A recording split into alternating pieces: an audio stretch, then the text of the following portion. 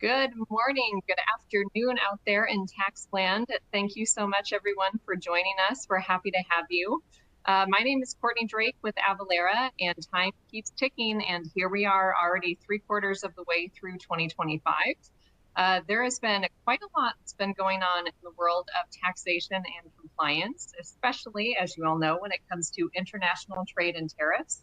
So today I am joined by experts from tax consulting firm and tax software Ryan, as well as a couple of experts from Avalara who are going to give us the latest information on tax trends and what they're seeing, and also the pending legislation that could impact your compliance obligations. Before we dive in today, I did want to go over just a few friendly housekeeping reminders. First off, if you've attended any of our webinars before, you know that we always record them. So we will send out a link to the recording within the next 24 hours. If you'd like to listen to it again or share it with a colleague, you are more than welcome to. And next, let's look at the webinar console and how you can interact with us today. There is a Q&A box on the console that you can use to submit your questions for myself or our speakers at any time over the next 60 minutes. We will be responding to questions individually as we are able to, and then we also have some time set aside at the end for live questions with our speakers as well, so be sure to stay tuned for that. There is also a community chat on the console that you can use to interact with your fellow webinar attendees and network with other tax professionals like yourself. If you'd like to check that out, click on the icon that looks like text message bubbles along the bottom of your console. You can click on that again to minimize the window if you find it too distracting during the webinar. So to start off, feel free to introduce yourselves and let everyone know where you're joining us from. So I'll go first. Like I said, my name is Courtney and I'm in Seattle, Washington. And then also on the console, we have some related resources and links available if you're interested in learning more about some of the topics that we're discussing today. All of those links will open up in a new tab and will be waiting for you when the webinar is over. And that's also where you can download your own copy of today's slides if you'd like to save them for later or just use them for reference today. And then finally, I saw someone, at least one person has found it, but you can also add reactions to today's webinar. So if you want to let us know what you're thinking at any point throughout the presentation, you'll notice a smiley face along the bottom. And once you click on that, you'll see some available reactions. Just a friendly reminder that Avalara cannot provide legal tax advice, but we will always do our best to answer questions as thoroughly as we are able to. And then finally, we are offering 1 hour of CPE credit for today's presentation. For those looking for CPE credit today, please note that we'll ask you to respond to 3 out of 4 poll questions that will appear throughout the course of the presentation. The poll questions will pop up on your screen in a separate window, and they will stay open for a limited amount of time. So make sure that you are paying attention and ready to answer those when the questions appear. And then you must also attend today's session for at least 50 minutes if you'd like to qualify for CPE. And once you've met both of those requirements, your certificate will be available to download in the Earn Certification box on your screen. You can click the icon to access your PDF, and then your certificate will also be sent in a post-event email. All right, that's enough of the fun stuff. We got that out of the way. Let's go ahead and meet today's presenters. So I am thrilled today to be joined by 3 power women in the world of tax. First up, we have Gail Cole, who is the lead marketing writer and developer here at Avalara. I work with Gail on a regular basis, and I'm so excited she's here to join us. Gail, do you want to say a quick hello? Hi, everybody. I am delighted to have the opportunity to talk tax with Amanda and Archie today, and Courtney. Awesome. Great to have you here. And next up, we have Amanda Dennison. She is a government relations manager here at Avalara. Amanda, always great to work with you and have you here. It's great to be here. I'm really excited for this conversation. Thanks, Courtney. Awesome. And then last but not least, we have our special guest today is Archie O'Leary, and she is joining us from Ryan, where she is a principal in the advocacy practice. Archie, it's so wonderful to have you here. Thank you for joining us. My pleasure, and thanks for the invite to join all of you and your audience on behalf of Ryan. It's great to be here. Awesome. Well, we have a packed presentation today, so let me go ahead and show everyone what we're going to be talking about, and then we'll dive in. So we're going to start off today. Unless you've been living under a rock, you know that there has been lots going on in the world of tariffs. So we're going to start off today with a conversation about that and what the latest is there. We're also going to talk a little bit about income tax and property tax. States have been putting out some new proposals, so to speak, and RG is going to talk to us about that. There's also been some new trends in the taxation of digital services and just services in general. So we'll talk about that and what states are doing things that you need to know about. There are a few states that are also offering sales tax amnesty programs, so we'll let you know which ones those are. And then finally, we'll go through a quick economic nexus update and what you need to know about thresholds. And then, like I said, we do have that time at the end for Q&A. Oh, I'm sorry. We do have our first poll question here. So we'll leave this up just for about a minute. It should pop up in a separate window on your screen. But if you can let us know what has been the most challenging aspect of managing tax compliance for your business in 2025. And I'm seeing, I checked this before, there should be 6 answers there. I'm only seeing 3. So do your best to answer out of what's available there. I think we're having some technical issues with that. But do your best to provide us an answer so at least you can say you responded to it. And then I'm going to move forward while that stays up on the screen.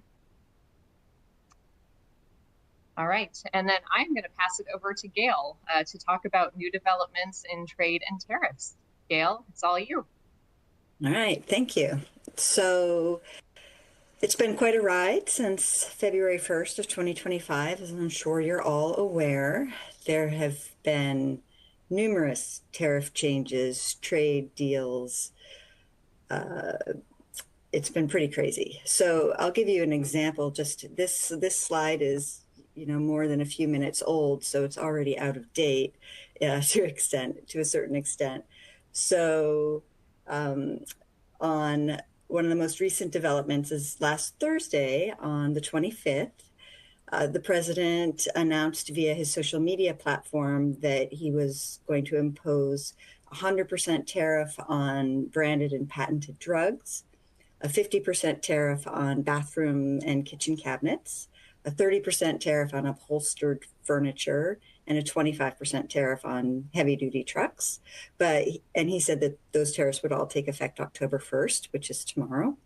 But he didn't then follow that up with any official guidance over the weekend.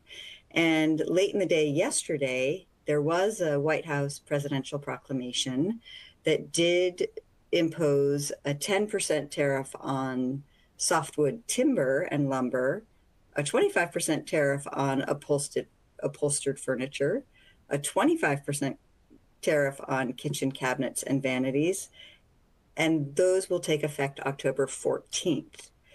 And then after that, after the 14th, he says the rates will increase in January if there are no trade deals. These new tariffs do impact most countries and most imports, but not all countries. Some countries like Japan and the EU will, and I think the UK will, the tariffs on those products will remain what they are under the trade deals. So anyway, I say all that not because I hope you're taking notes to figure out what's happening and keep track of what's happening, but just to give you an idea of the complexity for businesses to keep track of this stuff. Tariffs are announced, policies are announced, and then within a matter of days or weeks, or sometimes even months, there's official guidance. And it's just a lot for businesses to keep track of. Some of the tariffs stack on top of other existing tariffs, some do not. So for example, this most recent proclamation, it said that these tariffs do not stack on top of the reciprocal tariffs that took effect August or that were announced on April 2nd. And they do not stack on top of the Brazil tariffs, but they do stack on top of other tariffs. And by stack on top, I just mean, it's not just the 10% tariff on lumber, it's a country-specific tariff. If other tariffs apply to that product, those also apply. So the actual rate of tariff on a finished product could be much higher. So the president is encouraging countries to come forward and create trade deals. Japan has made a trade deal with the United States that set the tariff at 15% on most products. The EU also has a trade deal for 15% for many products. Canada has we've been working on a trade deal with Canada. I don't think that we have one right now. So he's encouraging trade deals, but they've been a lot slower in coming. I think the United States thought that there would be more trade deals taking by August, actually, and there have only been a handful. We also, so let me advance. Oh, let me just speak to this. Organic sugar, the prices should be increasing starting tomorrow. The White House or the United States government didn't place specific tariffs on organic sugar, but they did change the quota for the 2026 fiscal year. And so that will ultimately end up increasing tariffs by an estimated 85 million for organic sugar, the organic sugar sector. So I will advance. So this is a map indicating some of the trade deals that are in effect. So you can see, for example, we do have a trade deal with Vietnam that sets a 20% tariff on most Vietnamese imports. However, there's a 40% tariff on goods that are transshipped. So if you're unfamiliar with the term transshipping, that basically means moving goods from point A to point B, but they might stop in the middle, right? So goods that are made in China, for example, instead of going directly to the United States, they might stop in Vietnam. They might have labels added. That is a legitimate practice. However, if you're transshipping to avoid a higher tariff, that's illegal. And so, for example, if you produce something in China and it's subject to a 50% tariff or even higher, and then you send it to Vietnam, hoping to take advantage of that 20% tariff, and then you send it to the United States saying, oh, the country of origin is Vietnam, when actually it's China. If you're caught doing that, those tariffs, a 40% tariff will apply. So the United States has been aware that this is a practice that's, businesses have done this probably as long as they've been shipping goods across international borders. But the United States is really cracking down on that. So that's something to be aware of. If you are involved with importing goods, you really want to make sure that you have your country of origin correct. So let's see. We have another important thing to watch out for is if you ship goods that are eligible for the United States-Mexico-Canada Agreement or the USMCA, which is what replaced NAFTA during the first presidential Trump term, then those goods are duty-free as long as you have gone through the process to qualify for them for USMCA. If you haven't, there's still a 35% tariff on Canadian imports and a 30% tariff on Mexican imports. So it's worth going through the process to qualify for USMCA. So basically, it's critical to have a system in place to properly identify the most up-to-date duties and to be able to comply with them. Let's see what is next. So the de minimis exemption, this is a big deal. So de minimis, the United States has offered until quite recently an exemption for goods that are $800 or less. The $800 threshold is one of the highest in the world. Most countries do offer a de minimis exemption, but they can be quite low. They can be, $50, the equivalent of $50, maybe $100. So the U.S. was very high. It increased, I believe, in 2016. And after you can see, so if you look at that chart, the de minimis shipments into the United States were significantly lower prior to the threshold being increased in 2016. It used to be $200, then it was $800. And in 2024, the United States received about 1.36 billion de minimis shipments, which is a staggering amount. It's really impossible for customs to accurately or to efficiently process all of that, to check that nothing illegal is being shipped in the country. So basically, during President Biden's term, there were conversations beginning saying, hey, we really need to do something about the de minimis threshold. We need to lower it so that we can have more control and more safeguards against what's coming into this country. So that has been underway for a while. But when President Trump took office in early February, he said that he was going to eliminate the de minimis exemption for Canada, China, and Mexico. And he was going to do that February 4th. He ended up not eliminating it for Canada and Mexico at that time, but he did eliminate it for China and Hong Kong. He had to delay implementation because it's a big deal for customs to process all of those. So de minimis ended for China and Hong Kong on May 2nd. And then there was talk still of eliminating it for other countries, but nothing specific until the One Big Beautiful Bill Act was enacted, which set the end of de minimis at July 1st, 2027. And so I think that was signed on July 4th. On July 30th, the president issued a proclamation saying that de minimis would end for all countries effective August 29th.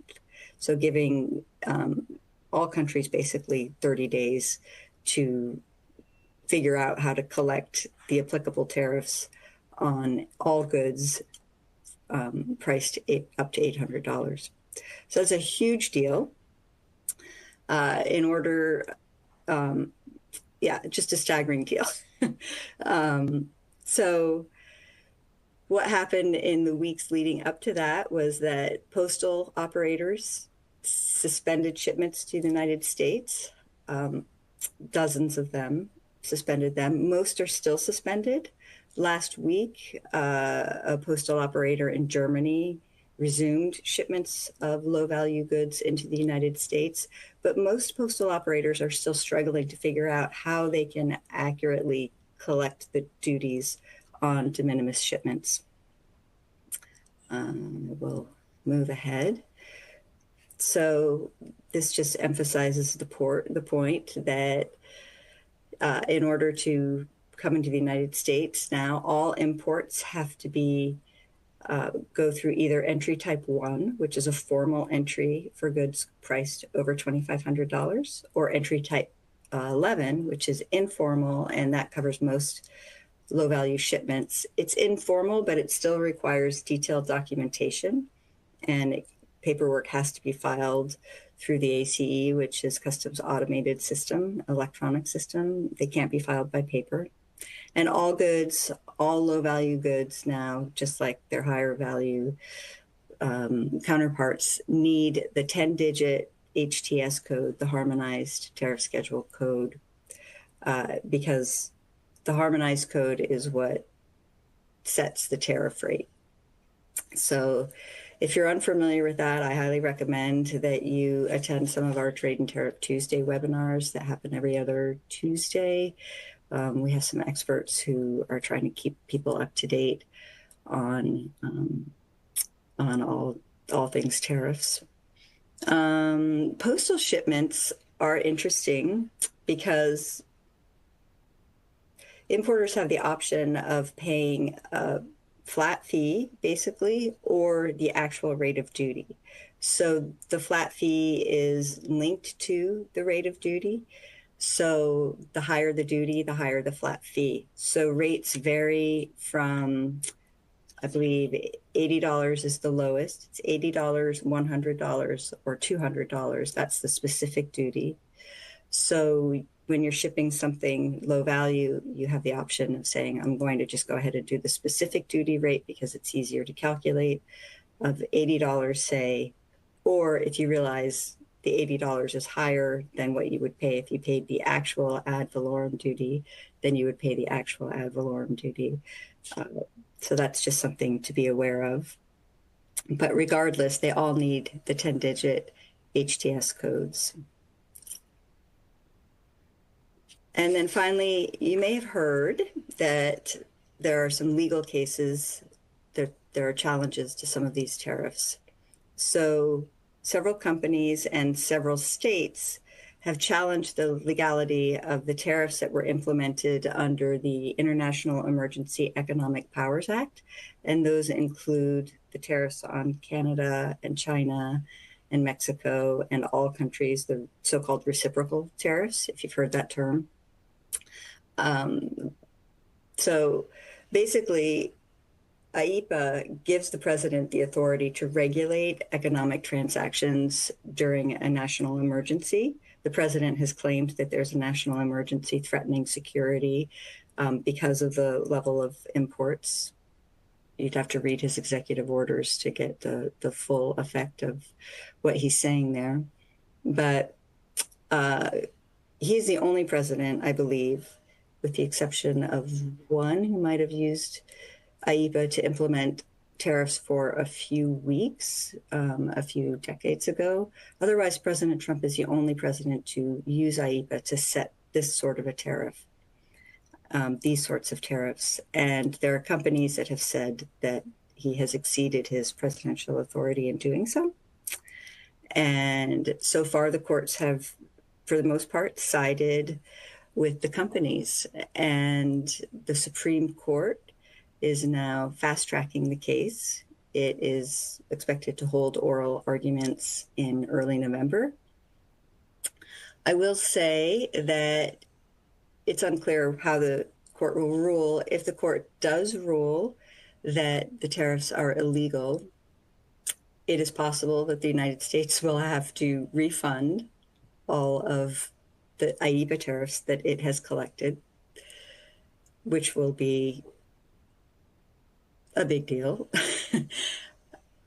But it doesn't necessarily mean the end of tariffs. So there are other types of tariffs. The president has set Section 232 tariffs, which are the tariffs on steel and aluminum and copper, and now most recently the ones that will take effect in a couple of weeks, lumber and furniture and cabinets. There are Section 301 tariffs, which President Trump set on a number of Chinese products during his first presidential term. And so if the IEEPA tariffs are ruled to be illegal, the United States could still find a route to imposing more tariffs. It'll just take more time. I don't know if RG or Amanda wants to weigh in on this.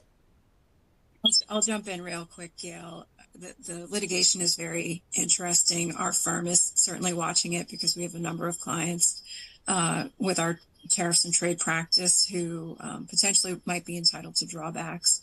But as far as the litigation itself, my take is basically the administration's arguments boil down to policy arguments, not legal arguments.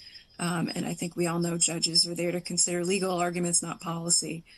So it'll definitely be interesting to watch how the Supreme Court rules, hopefully in November. Great, thanks. It will be interesting. All right. So we have another CPA poll question. Courtney, you want to take this away? Yep, we sure do. So this is our second CPE poll question, and hopefully it looks like all of our answers, responses saved this time. So how have trade and tariff updates impacted your business in 2025? And we have a range of the way that it's impacted, from no impact whatsoever to severe impact. So let us know, provide the best answer that you can. Gail, a question, well, actually several questions has come in around how tariffs apply to SaaS and software. Can you provide any light on that?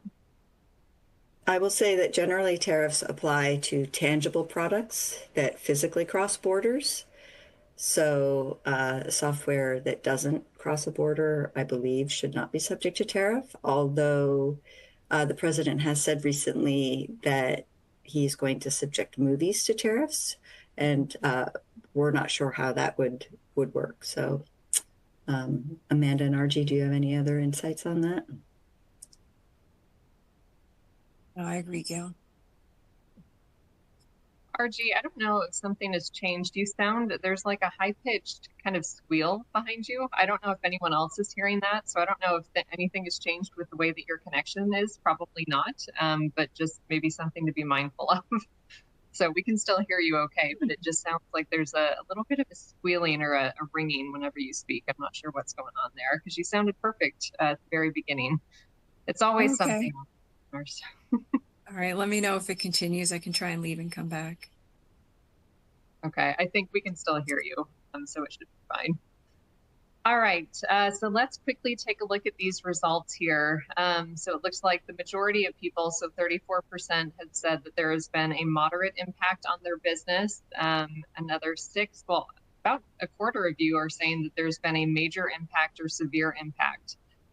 So we don't doubt it. There's been lots and lots of changes with these going on a daily basis. So no surprise that that has a major impact on the daily operations of your business. Thank you all for responding to that. And then let's go ahead and move to our next section, which I'm going to pass it over to RG to talk about income tax and property tax trends. All right, thanks, Courtney. So we want to spend a few minutes just talking about state's fiscal outlook and the trends that we're seeing in terms of income, property, and sales taxes. So many states are seriously considering reducing or eliminating income or property taxes or both. And the need for pay-fors is causing states to experiment with greater reliance on the sales tax, both in terms of expanding the base as well as tinkering with rates to fill any revenue gaps that they may experience from eliminating or reducing income and property taxes. So on the slide, we've highlighted a few of the things that are happening around the states. So in Texas, Governor Abbott signed a bill to lower the property tax. This requires voter approval in November. Florida has been very active and vocal about reducing or eliminating taxes. Initially, it started as a very broad-based effort to eliminate the property tax and now has been scaled back to reduce or eliminate taxes on homestead properties. Tennessee has advanced an amendment from their Senate to ban a state-level property tax. So this is interesting because Tennessee has not, for many decades, actually had a property tax at the state level. Years ago, they reduced their rate to 0%. But this amendment to their constitution would essentially ban a state-level property tax. Localities would still retain the right to assess a local property tax within Tennessee. Iowa has been on a path to lower their individual income tax rate, so it's now at 3.8%. And I think we can expect for states that have success when they are reducing or eliminating some of these taxes to try and continue that trend and build on that progress in future legislative sessions. I think that's what we'll see Iowa do, assuming their fiscal picture stays stable. Georgia, there's been a lot of discussion about eliminating their state income tax. It seems like within their legislature and their executive branch, they are largely aligned. The issue there, of course, has been how are they going to pay for it? And then Kansas this past session proposed what they called their Freedom from Taxes Fund, which would eliminate some of the sales tax exemptions and then gradually eliminate their state income and property taxes, although again, most property taxes are local in Kansas. So one potential hiccup with these type of reductions is the impact that many states are seeing from the One Big Beautiful Bill Act, or OB3, as I like to call it. States are really beginning to study the impacts of OB3. Some states have already held special sessions, including Colorado, to try and address some of the impacts that they're seeing from what's happening at the federal level.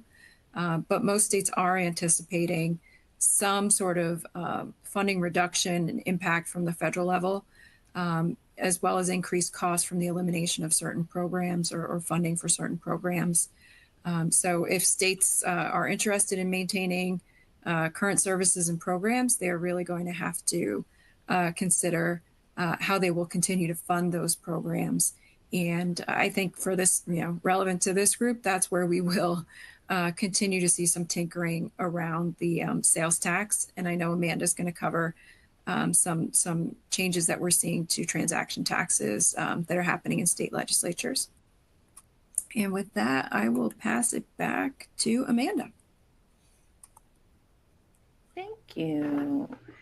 Yeah, I mean, perfect segue from RG over here is with all the tinkering of, for different reasons of your income tax or your property tax. Where's that money then going to come from? So I think states were already facing some challenges of, seeing less revenue coming in from sales tax, and now we're adding this as kind of compounding what could be an issue. And I think we're trying to figure it out.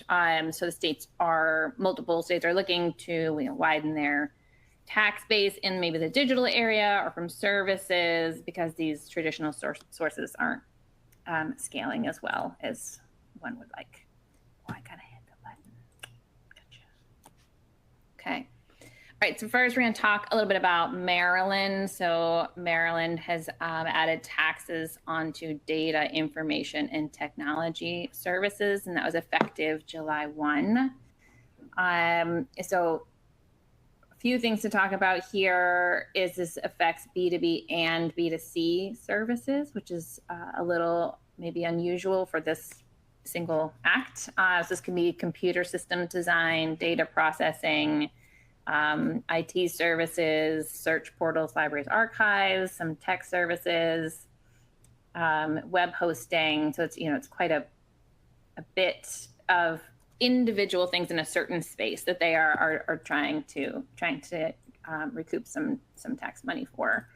And I mean, this came because they were facing a $3 million budget gap, so they needed more tax revenue. So they're hoping to broaden this sales tax base, and we're hoping that services could help. In this case, it's been written quite a bit about, and even without everything from the income and property tax changes, just the scaling of sales tax has changed. What we spend our money on is changed. How we shop, how we behave has changed. So as a society, we've gone to more service-based, definitely more online shopping. So in 1947, when Maryland introduced their sales tax, their services were split between tangible goods for 50-50, right? So half was coming from maybe services and half were coming from goods. And then as of 2022, the goods are now down to 31% of the economy. And I mean, I don't know about you, but 2022 is actually pretty far away now. So I bet it's probably even less now. I mean, so that's just kind of the big one that I think about is how are we going to change to kind of this new and constantly changing economy. Some of the potential risks, in Maryland, they're worried this is going to be a flight risk for businesses. Is it not business friendly now to do work in Maryland? And then the other kind of spicy topic is, taxing B2B services can be a bit tricky. That tax can be almost hidden and passed on. Some people call it a stealth tax. So if you're just putting the tax on the B2B services, it ends up still costing the consumer at the end of the day, and they don't have transparency as to the cost of the good or the tax. And next we'll talk about Washington. Can I say a couple things about Maryland?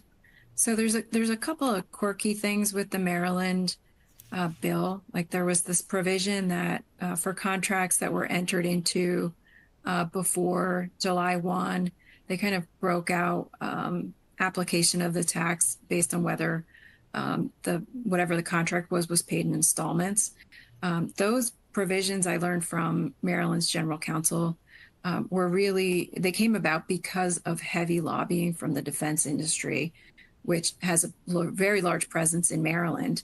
And the concern with some of their long-term contracts was that they had not built in that 3% in terms of the cost of the contract value. So it was going to be, essentially eaten by these providers of these services to the federal government and others. So that's what led to kind of that quirky provision. And then just from some of our clients about the MPU process, the multiple points of use certificate process, it's really clunky. It's vendor by vendor. So it really needs some improvement there. And we've been trying to push to get some of those things, for lack of a better word, fixed in how Maryland is administering the law, because it really is clunky. Thanks. Yeah. Thank you. Next exciting one to talk about is Washington. So Washington State taxing advertising and IT services, and this one is right around the corner, effective October 1. So they're expanding sales and use tax to all these different types of advertising. So advertising services, custom software, websites. I'm not going to read them all.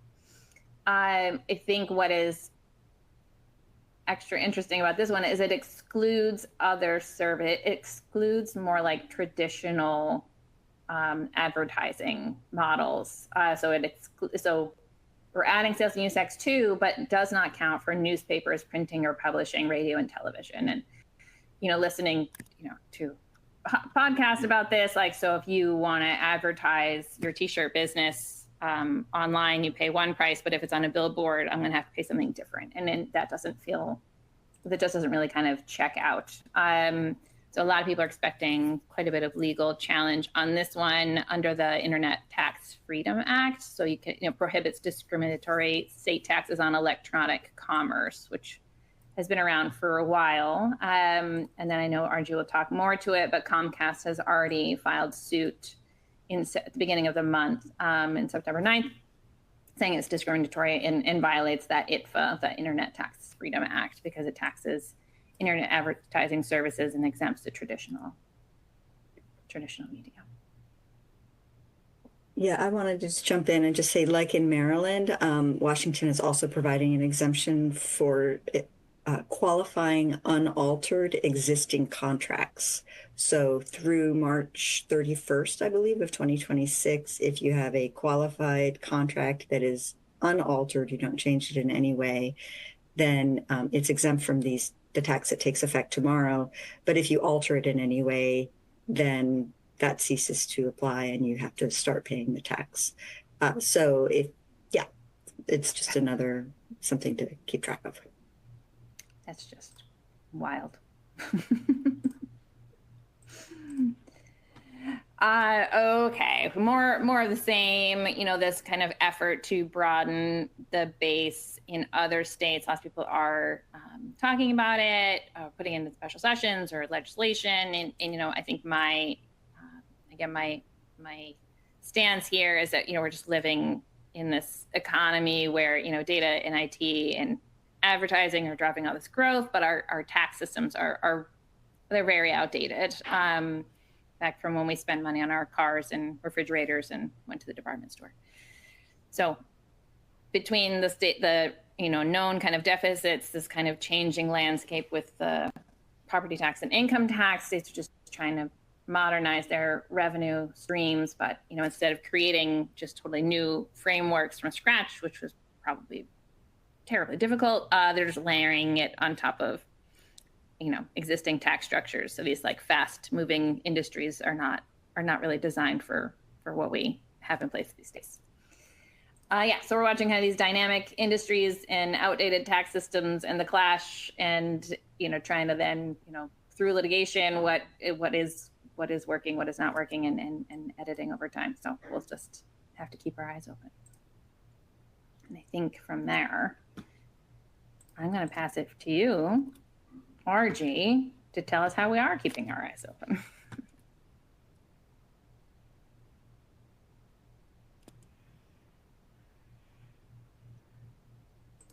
Are you there, RG? We can't hear you. Oh, I'm sorry, I was still on No. mute. Think we would have figured that out by now. So I'm going to touch on some of the trending court cases. We've already hinted at and touched at two of these that are on the slide. I think I'll go in reverse order since we just talked about the Comcast Washington DOR case. As Amanda said, so Comcast has sued the Washington DOR over the new tax on advertising services, and it is set to take effect tomorrow. And Comcast essentially is contesting the provisions that require sales tax to be collected for ads sold by streaming services, but exempt advertising that's applied to newspapers, radio and TV ads, billboards, sides of buses. The law, the way it's written, also excludes naming rights and ads in stadiums as not being subject to the tax either. So Comcast is taking issue with this sort of picking of winners and losers and seeking to apply the tax to the types of services that it provides and the types of advertising that it makes money off of connected to streaming services. So they have filed this lawsuit. They're alleging violations of the ITFA, the Internet Tax Freedom Act.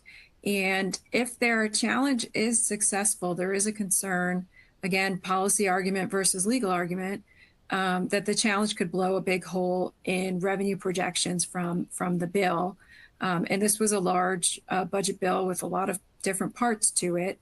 But Washington's Department of Revenue estimates that if they were to strike the tax, it would reduce revenue collections by about $475 million over 4 years. So obviously when Washington passed their bill to expand the sales tax, they were seeking to close, not just close revenue gaps, but raise additional revenue. And if this portion of the statute fails, of course, it's going to impact their longer term goals of raising revenue. Jumping back to the top of the slide, we'll talk about Maryland's digital advertising tax. A portion of the digital advertising tax has been found unconstitutional. And of course, there are multiple challenges to Maryland's tax. It's been mired in litigation since it was enacted. This particular litigation was brought by the U.S. Chamber of Commerce against the Maryland Comptroller's Office, again challenging the law as violating the ITFA, Internet Tax Freedom Act, also asserting due process and Commerce Clause challenges relating to the constitutional provisions that bind Maryland and all of us, and also asserting a First Amendment violation. And the crux of the First Amendment violation that the petitioners alleged was that the law, as it was written, prevented companies from telling taxpayers about the tax and then passing it on to their customers. So a company that was required to collect and pay Maryland's digital advertising tax could not essentially pass that tax on to its customer and tell the customer on the face of an invoice that that's what it was doing. So, reading into what the legislature was trying to do there, they wanted to raise money from big tech without big tech being able to tell taxpayers that that's what the state was doing. So the Fourth Circuit agreed that particular provision violated the First Amendment. And now the state of affairs is that Maryland is prevented from prohibiting companies from passing on that tax and from telling consumers what the tax is actually for.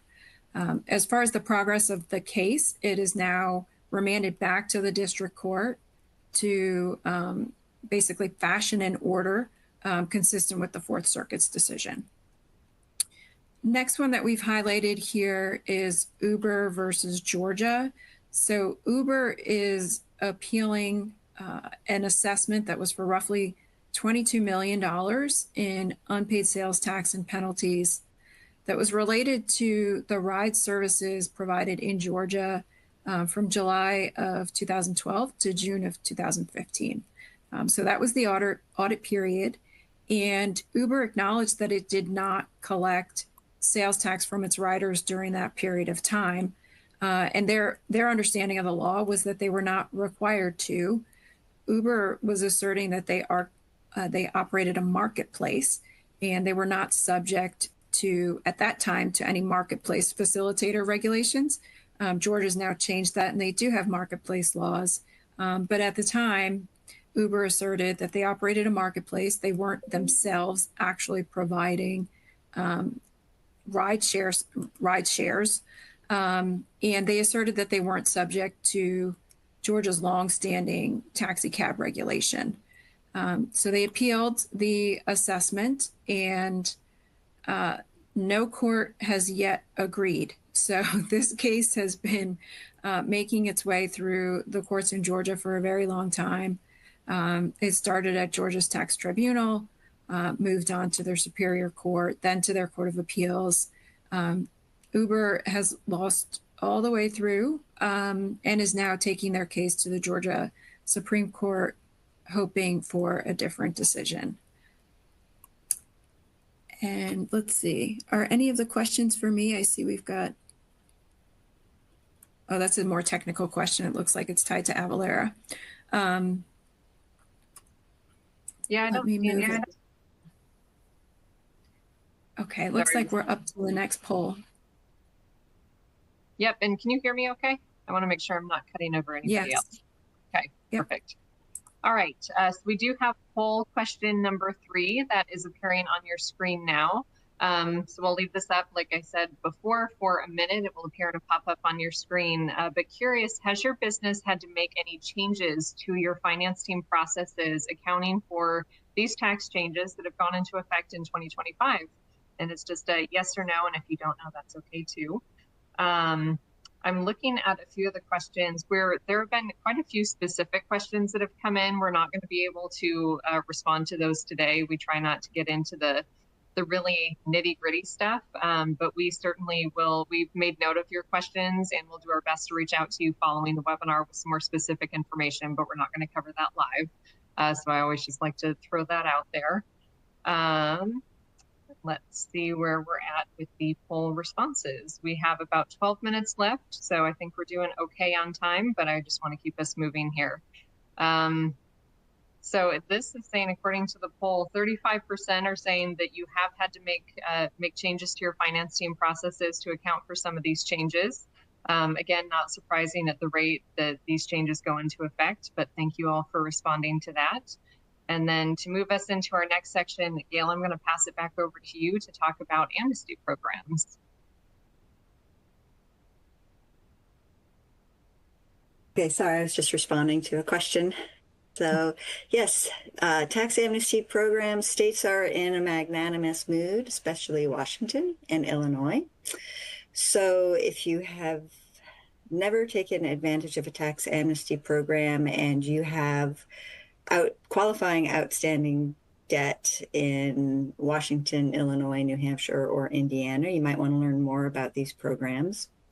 Basically, the states will waive usually a portion of the interest and some or all of the penalties due on the eligible taxes for a certain period of time.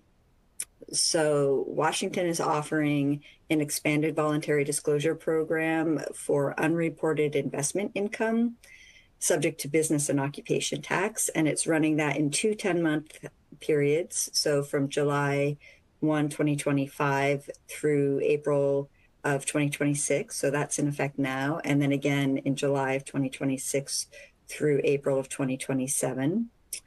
Illinois is offering a tax amnesty for all qualifying taxpayers starting tomorrow for about 6 weeks. And then it's offering a specific franchise tax and license fee amnesty also starting tomorrow for 6 weeks. And then next year it will offer a tax amnesty for remote sales tax, so remote sellers.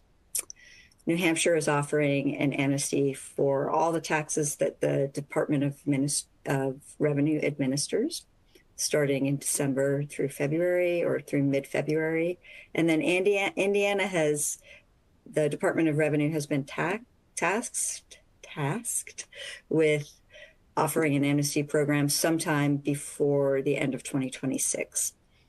So the one that I think is the most interesting is that Washington is also offering a foreign remote retailer amnesty program that is supposed to take effect probably in February of 2026.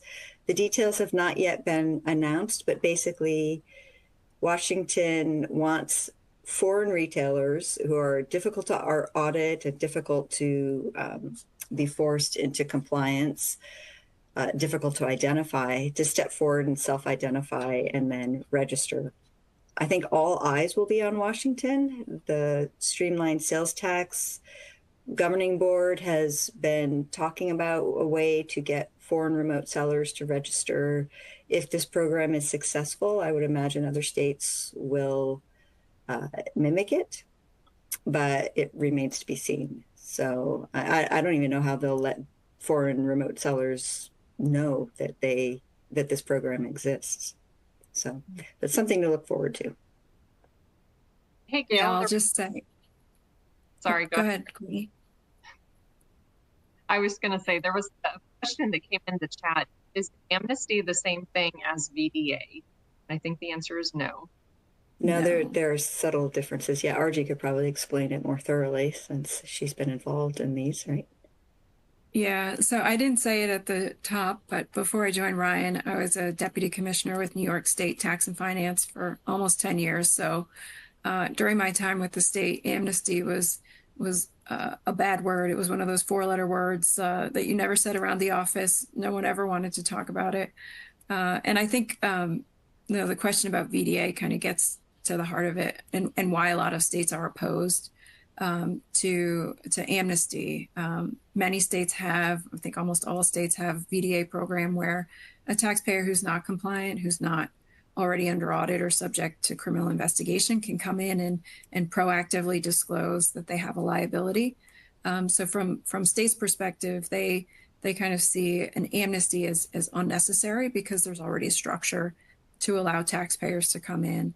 Amnesties, just in general, from a state tax agency's perspective, encourage noncompliance. They're not fair to taxpayers who are trying to get it right. And there's also, the administrative burden and amnesties lead to a lot of confusion on the part of taxpayers about whether they qualify, whether they should take advantage of the program.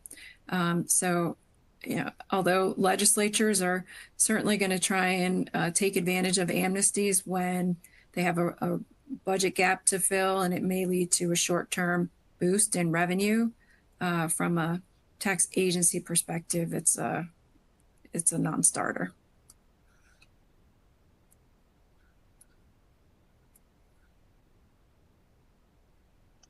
Great.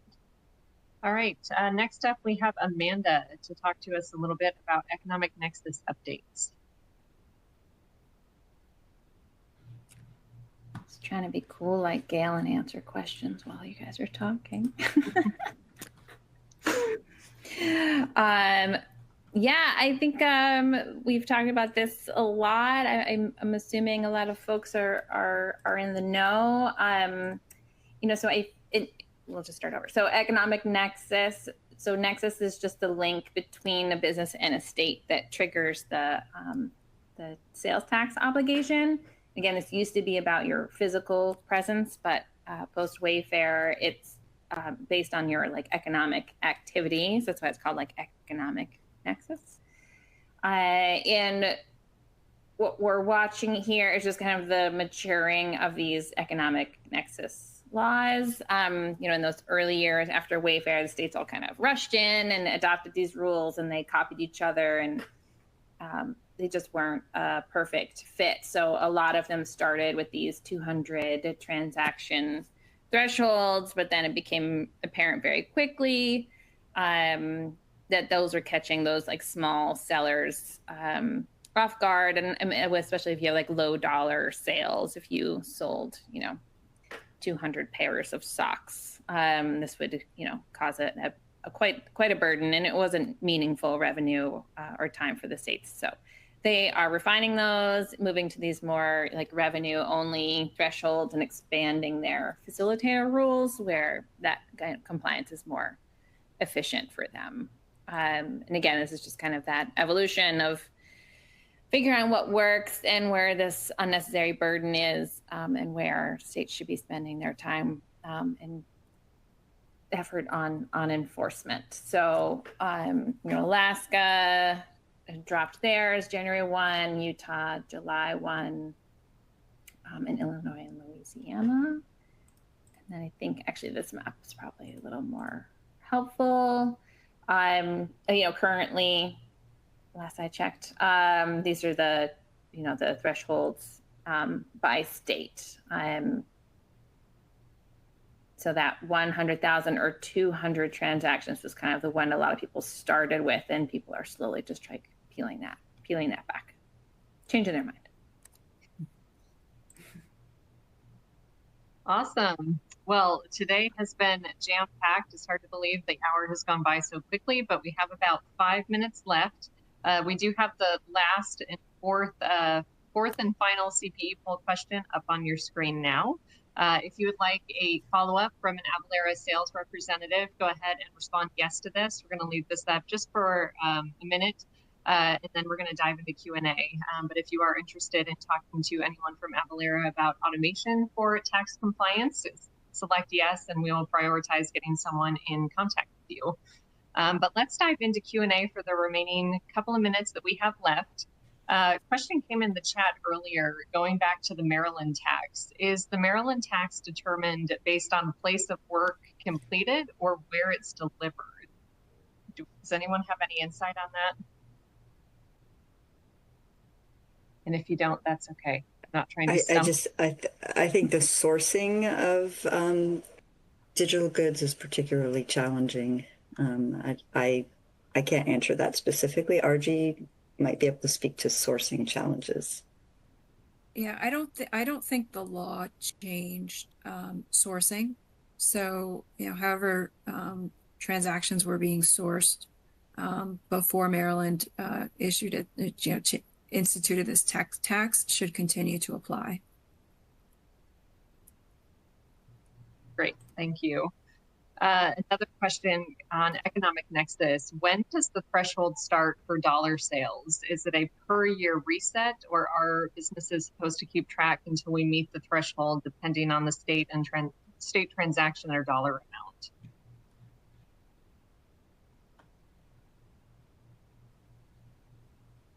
Are they asking, like, does how often do they have to confirm that they still have nexus? I think so. So when does the threshold start? So I think asking, does it reset, continue on? Yeah, I think I would say it varies by jurisdiction in terms of how states handle these issues. But in general, the states will, like, once you start counting, you keep counting. I would say most places, I think it's annual. And